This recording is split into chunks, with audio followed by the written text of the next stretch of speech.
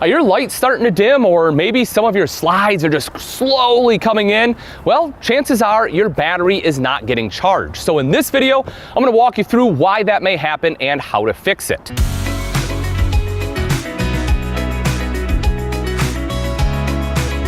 So one of the first things I want you to understand is what a fully charged battery looks like, and that should be a battery that registers somewhere between 12.4 and 12.8 volts.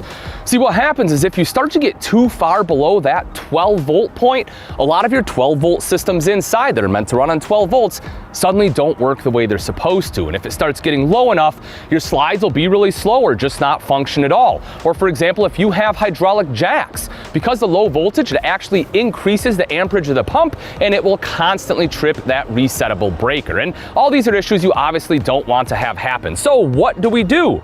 The very first step I tell people, especially if you're early into your camping trip, is to check this right here. And it may not be here, it may be on the frame itself, maybe a little bit bigger, but this is a battery disconnect. A lot of RVs come with them. They're great because, you turn them off when you're storing it. You don't have that slow drain off your battery, but also it's not going to charge the battery if that's off. So you want to make sure that that is in the on or active position.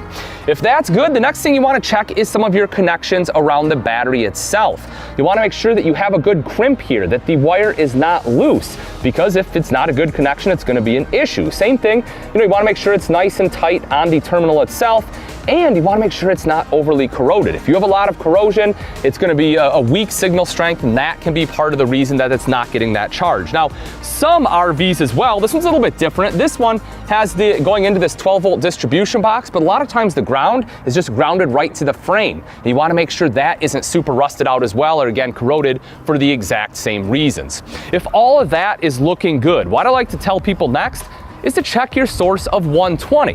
Whether it's a generator or shore power, if you don't have 120 coming in, there's nothing to convert and you're not going to be recharging the battery, right? You're just going to be running off the battery itself. So we're going to come right back here and take a look. You want to make sure that everything's nice and tight there. If you have any extensions, make sure those are connected securely as well. And you want to check the breaker, make sure that hasn't been tripped. On really busy holidays like July 4th, Memorial Day, it's very common because of the high electric load that is being used in the campgrounds that your breaker at the post may trip. So definitely something to look out for. If that looks good, next, we want to come right back here to your fuse panel. Now, I say back here, but this can be located anywhere in your RV, folks. A lot of times it's midship in the kitchen area. They kind of put it wherever it is convenient for that specific floor plan, but what we're looking for is this right here. You want to find the breaker for the converter, because again, if this is tripped, it's not going to convert and it's not going to recharge the battery. So you want to make sure that that is good. If all that is good, you don't see any issues there, well, next, we want to check and make sure that the converter didn't go bad. It is a component like anything else in an RV or automobile or home, whatever it may be. Unfortunately, sometimes things do fail. So what you want to do is grab your handy dandy multimeter. And folks, if you do not have one of these in your RV toolbox, highly recommend you add one. They're pretty inexpensive and will greatly aid you in troubleshooting your electrical issues in your RV. Now what you're gonna wanna do is you're gonna wanna set it to as close as you can to 12 volts DC. Most multimeters, it'll be at 20, right? That's as close as we can get. So that's what I have this one set for. You'll simply put these right here on your posts, and what you should see is it should be above 12.8, which it absolutely is. The reason being is, as we mentioned earlier, 12.8 is a full battery charge. So if it's above that, that means we're getting a charge coming in, and that's exactly what should be happening. Now, if you do all this and you are still having issues, well, folks, unfortunately, then it's time to make your way into a service center. These basic steps should get you through it, but you want to make sure your 12 volt systems are working.